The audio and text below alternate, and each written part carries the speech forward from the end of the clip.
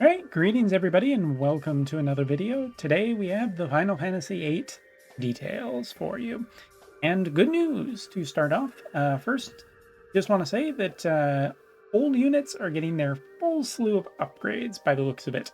Everything from Master Quest 2 to weapon upgrades to limit burst upgrades. Seems like everything is here for the grand package for old units. Whether or not that will actually make enough of a difference to make them good, we'll have to wait and see. Right, but without further ado, let's talk about our brand new unit, Cipher, who has now made the shift over to the Dark Element. That's right, he is now officially a Dark Elemental character. Dark is getting their first super new strong character since the power jump, I should say. So that's going to be interesting to see whether or not this guy pairs with anybody else. We already know that he is in Sword Group B, which I do want to believe that is the Knight group. It's not Red Mage, that's A. So it's one of the other two, but I'm pretty sure it's Knight. Let me just quick. Wait, which even is it actually? What's it? Is back up here, this is that one. I saw this beforehand, but I can't remember it. Yeah, there's Ashenmont. That's the Knight group right there. Yeah, so it's not Red Mage, and it is not Knight, so it is the other one. All right, good. Glad I figured that out. Let's talk about this character. So first off, he does have a couple of newer jobs for his subs. First off, a Dragoon spear-based one.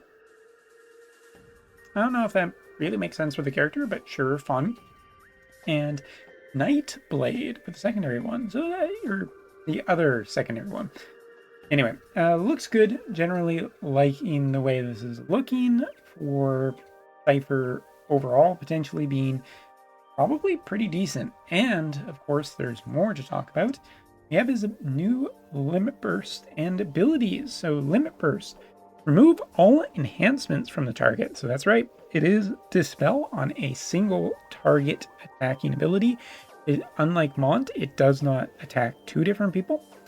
Just one target has fairly good range on it by the looks of it. And attacks for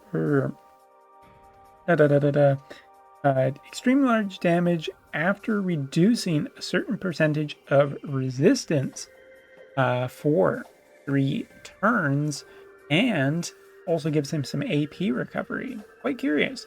This is just type resistance. It doesn't say particularly anything, so this might be another character that's just generally good across the board with all damage types, which is pretty good. It's also percentage based, which those have been traditionally quite good and very modern in the day and age. So good news, looking like that will be quite good. As for people who are saying, oh, and just really quickly to address it, why doesn't he fire or something? Cipher has more to do with fire if you play FF8. Doesn't freaking matter. We don't want this character pairing off with Sephiroth better than he potentially already might. Speaking of which, let's talk about his next one.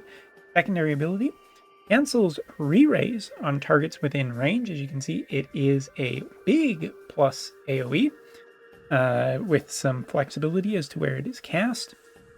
Destroys barriers that reduce physical damage, reduces damage and deals large damage after reducing a certain percentage of attack resistance in the area for 3 turns, and also reduces healing power. This is kind of what I figured was going to happen, that we were going to get a newer unit very quickly that was going to be reducing healing power. Again, Sephiroth is very good at just completely shutting it down, but I think that just reducing it's also pretty good with Charles 2. That's right, that's what I'm calling her. I refuse to call her by her name because I've made that mistake too many times already and I'm too embarrassed by it to not just keep going with it. So Charles too, that's right, will potentially take a bit of a hit from this character's being released. And last but not least, a plus style AoE that is beneficial to himself and other characters gives an effect that reduces damage taken received by allies with an area around you for turns as the attack area is wider. Gives the effect that reduces target's debuff resistance for 3 turns when an attack hits, reduce HP, or when HP is reduced below 50%, recover 1 time medium HP for yourself, and grants human resistance too for 4 turns. What's curious about this is near the bottom of this, it says creates a barrier that reduces damage, gives an effect that absorbs part of the damage as HP for HP restore as damage is dealt. So this ability is once again just a huge wall of text. You're getting 1 time full or 50% restore, which is pretty good.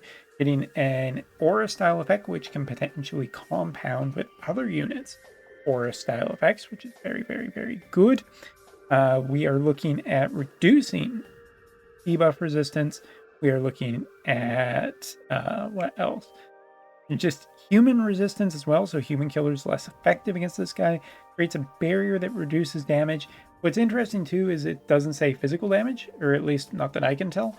So that means that it could just be good against mages and I assume it's in percentage, like a certain amount of HP barrier, because it doesn't seem to have any criteria to it. Of course, we are also approaching Yu-Gi-Oh! Card description length with some of these abilities nowadays.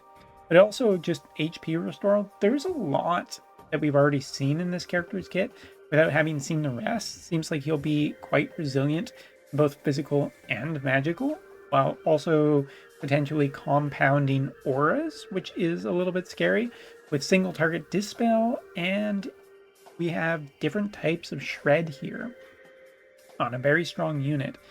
It'll be interesting to see whether or not this character ends up pairing better with Gilgamesh or Ashen Mont or Joom or Sephiroth at this point, but I do think this will be definitively one to watch. And to wrap it up, we also have Master Ability slash attack resistance penetration rate by 20 and reaction prevention rate by 40, which is looking really, really solid across the board. So I think Cipher is looking pretty good for being a bad guy. Anyway, next up, Cloud, Renoa, and Irving will all be returning. We do have just their regular previews right now. We do not have previews of any of the enhancements that will be happening to them in this specific post. But if you take a look up here, also the 2 vision cards that were here the last time will be returning in case anybody get them. Continuing on, as I said, plus 6 versions of a lot of different equipment, as well as Character Quest 2 for a bunch of different characters, and I do believe Limit Bursts were also mentioned there. What's interesting as well, Irving will get a Character Quest 2, which looks to be giving him a piece of equipment. This is new, I'm pretty sure. So there's quite a possibility that Irving might be very interesting when paired with Seifer after all of this is done. I have to keep an eye on it. Excuse me. Next up, we will talk just really quickly. Fire Veritas's medals will be getting changed in this new version. Basically, it's getting changed from having to do it a certain number of times to just a one-off, here you go, you're done kind of thing. It's basically a mission per day, and I think that's generally better. Just give people their 15 medals and don't give them the opportunity to complain about it. Moving on. The FF8 event will be coming back. You'll be able to upgrade old pieces of equipment. Cipher will be getting a new piece of equipment, a brand new Gunblade sword. It'd be really funny if it works for Squall and it's actually better than Squall's Lionheart. That's gonna feel real bad.